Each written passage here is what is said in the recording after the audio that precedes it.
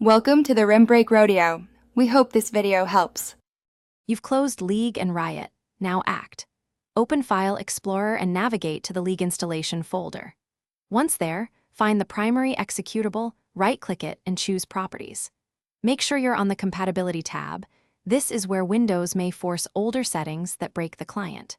You're doing this to ensure the game runs with current system APIs and drivers instead of legacy compatibility adjustments that can cause crashes or performance drops. On the Compatibility tab, clear the checkbox that enables compatibility mode. This prevents Windows from emulating older OS behavior. Next, verify that no forced admin or DPI settings are enabled unless required. These can interfere with Riot's anti-cheat and update process. Click Apply, then OK to save.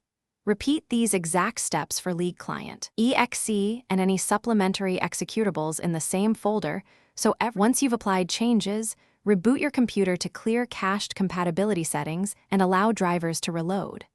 Launch the Riot client and let it patch. If it starts and updates without errors, you're done.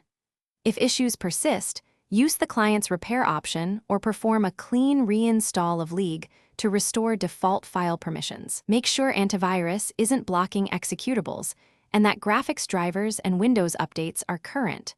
Those are common causes when compatibility mode fixes don't fully resolve launch problems.